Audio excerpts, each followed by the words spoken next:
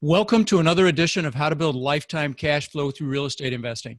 I'm Khleif, and I am thrilled you're here. And I know you're going to enjoy the young man we're interviewing today. His name's Chris Salazar. He's 23 years old, and he's already got a $6 million portfolio and just making things happen. He's about to launch his own podcast for Millennials, which is absolutely awesome. And he's got a big heart. He wants to help people his own age achieve financial freedom as well. His podcast is going to be called Mentors and Millennials. Chris, welcome to the show, my friend. Rod, thanks a lot for having me on, man. I appreciate it. Absolutely. So let's go back.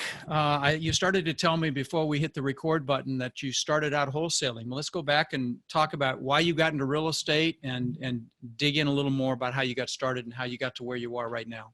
Yeah, so I was in college. I was a sophomore, and I was looking at my bank account one day, and I was pretty broke. And so I went to the store, went to go pick up a book to try to learn how to save money. So I was really never taught like personal finance at all. So I picked up Robert Kiyosaki's book, and that kind of shifted my mindset into getting into real estate investing and just building my assets.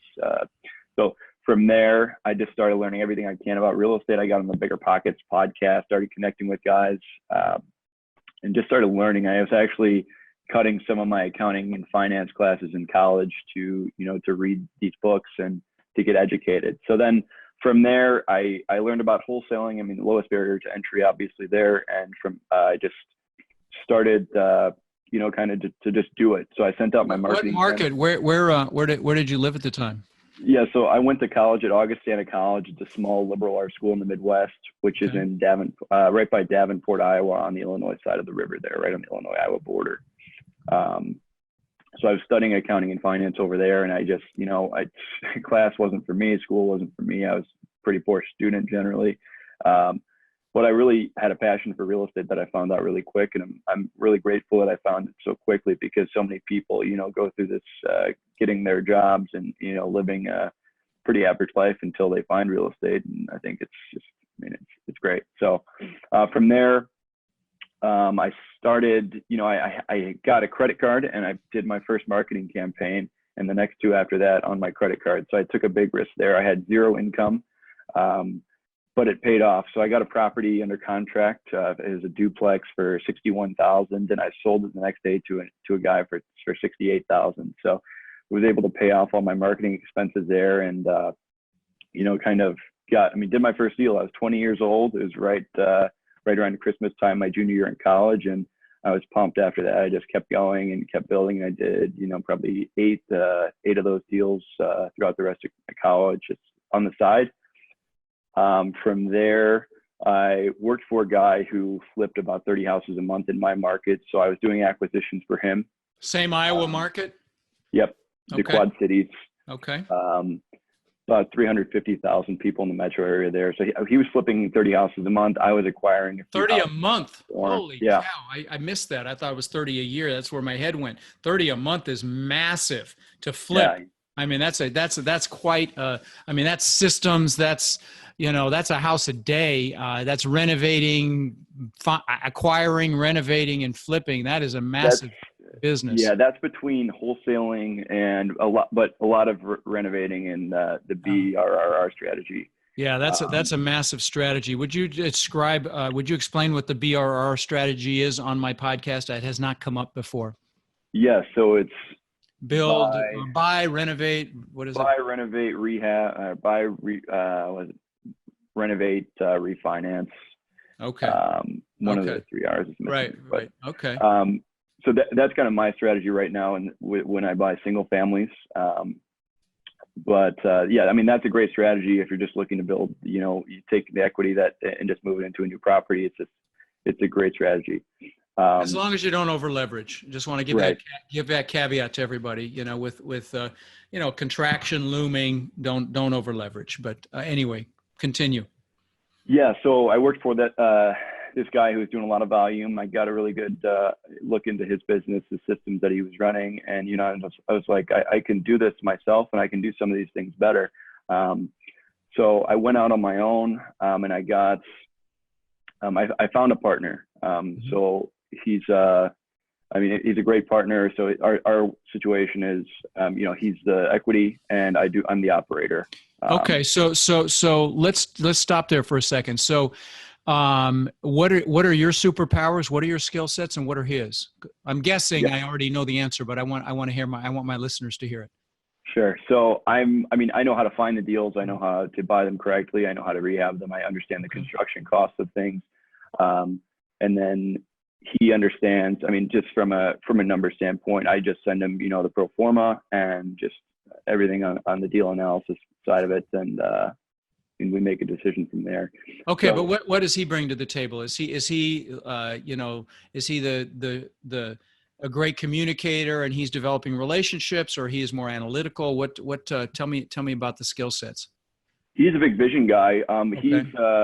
He's mid-50s. His background's in manufacturing, so he's in several different businesses. Okay. So he saw that I was really passionate about real estate, and I knew the systems and processes when I was 21 or 22, and he decided to give me a shot, and it's worked out really well for the both. So he's got a lot of existing relationships because of his age and his background, and so he's helping you with the equity, and you're the muscle, you're the engine. Yeah. Yeah. Is that a good? Okay. Yeah. Good. And guys, there's so many variations of partnerships that are very, very effective, and the one that Chris is describing is absolutely one.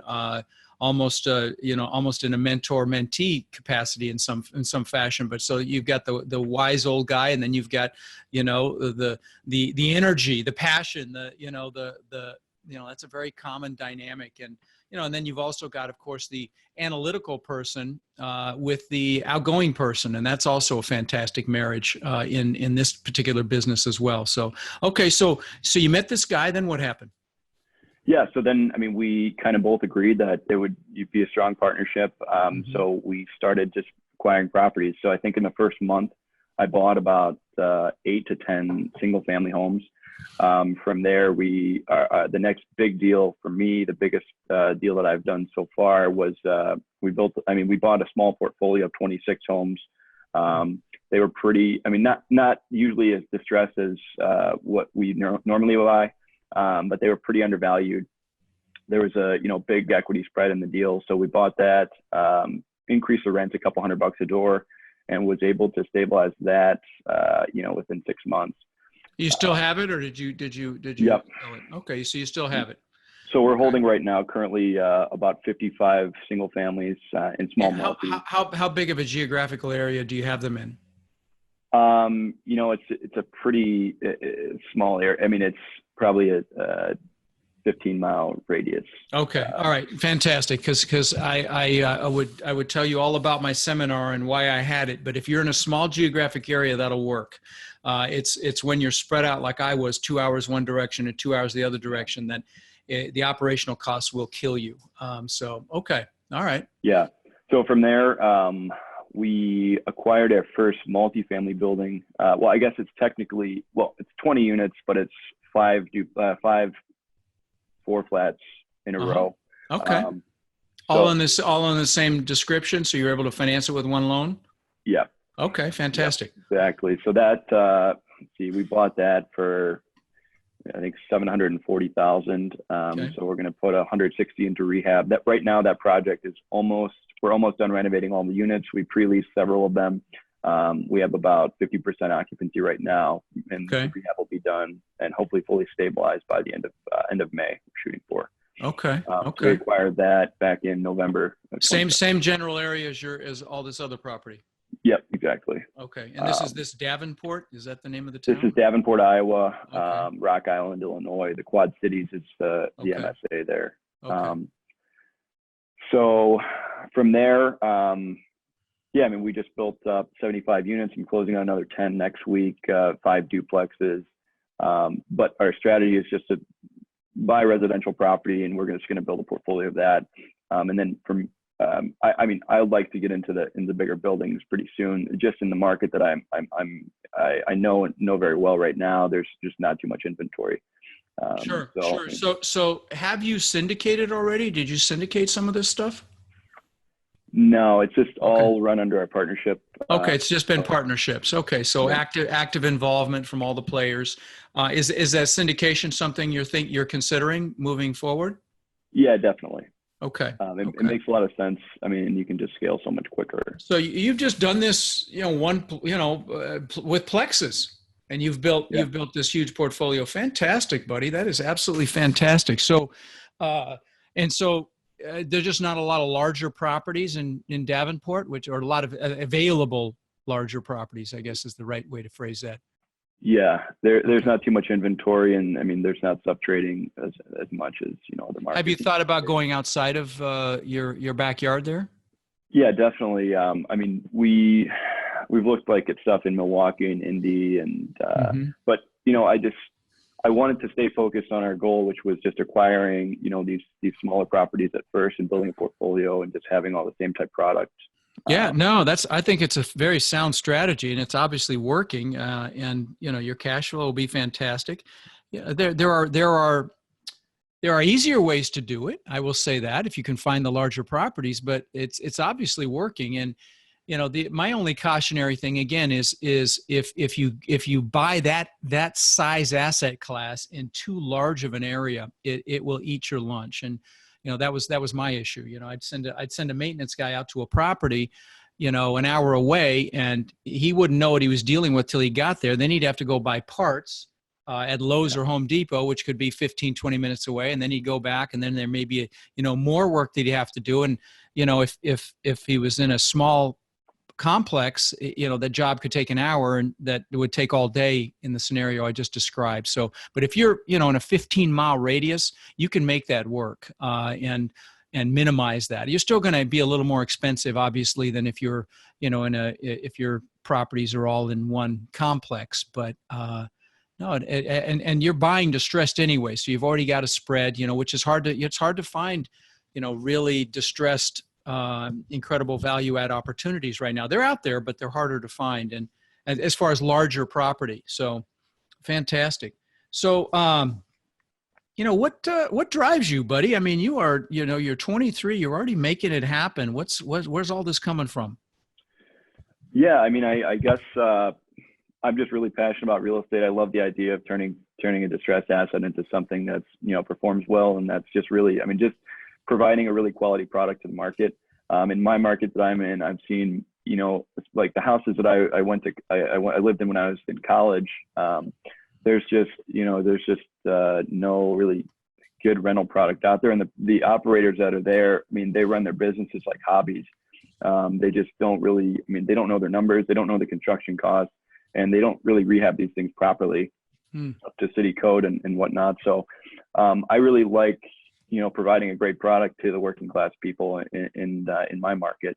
Hmm. But I guess big picture, I just I want to have the freedom and have the time to do what I want. And I mean, real estate obviously provides that opportunity. So that's the biggest thing for me. That's kind of the biggest driving factor is I can create my own destiny with real estate, and I can create great teams and build great relationships. And that's kind of what it's all about.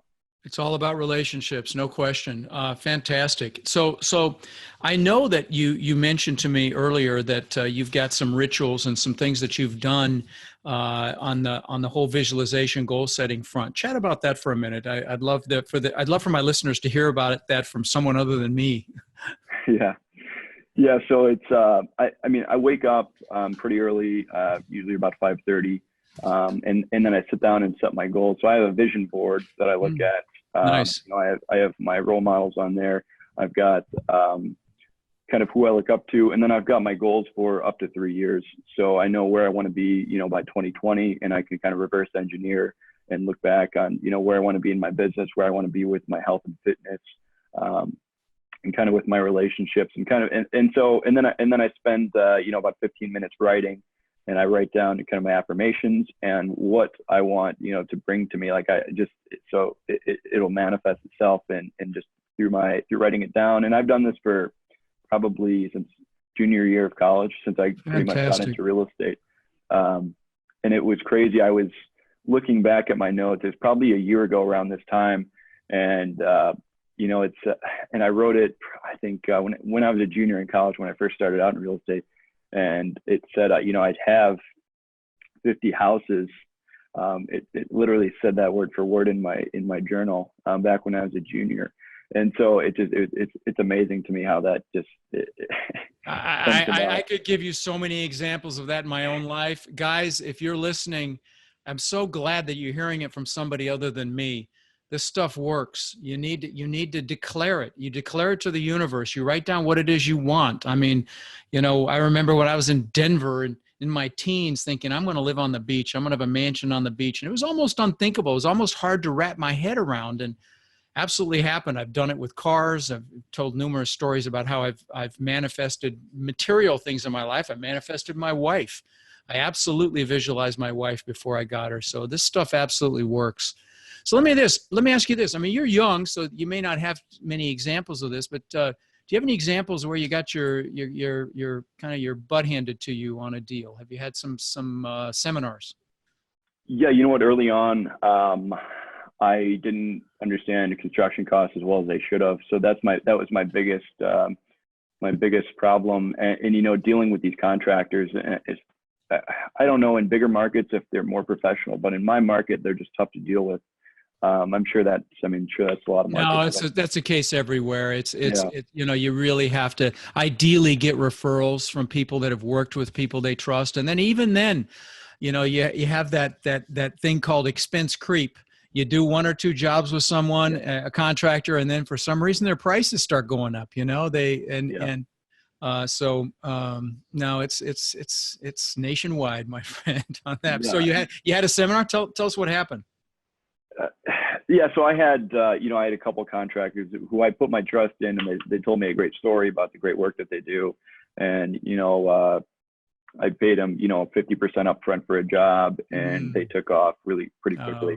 So it's a scenario like that. By the way, let me stop you for a second. Guys, never get ahead of your contractors to that extent, okay?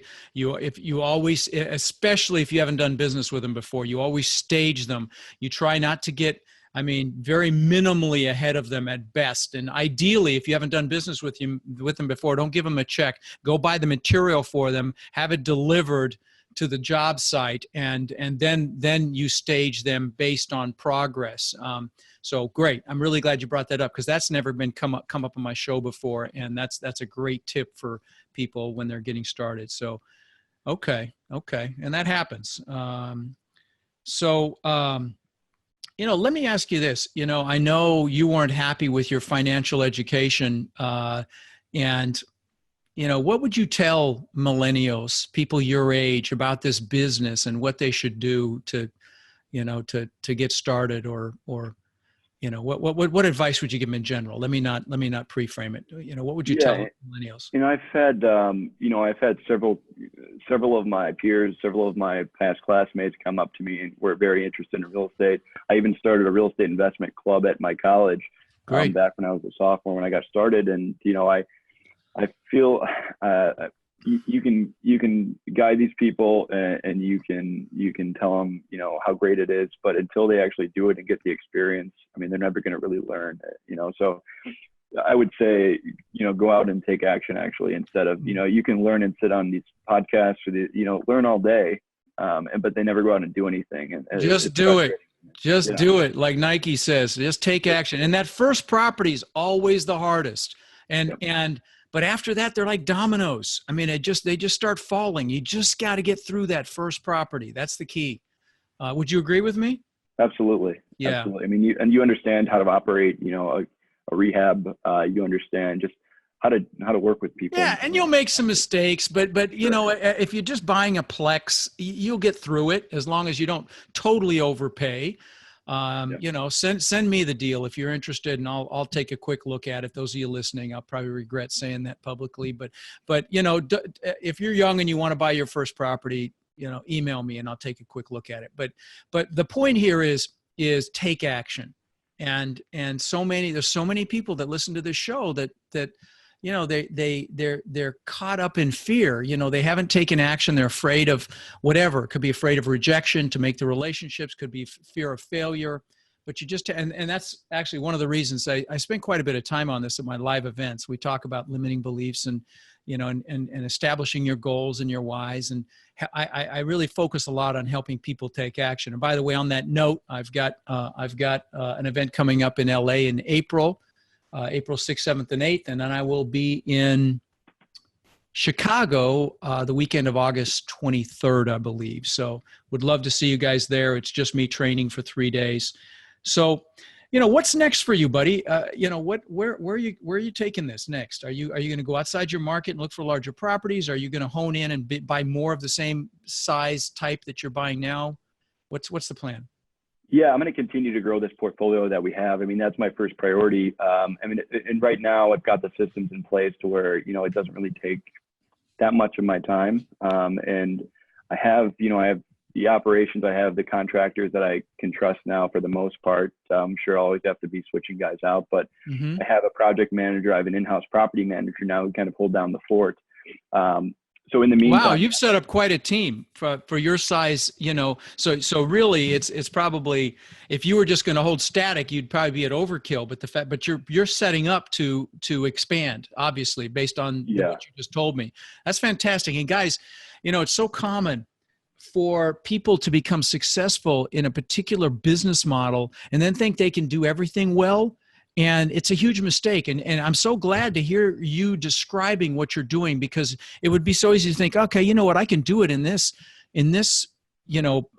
size property. I'm going to go do, something else. And if you've got the systems and you've got it all lined out, you should maximize what you're doing. As entrepreneurs, we have this shiny penny syndrome. Okay, there's a shiny penny and we shift gears.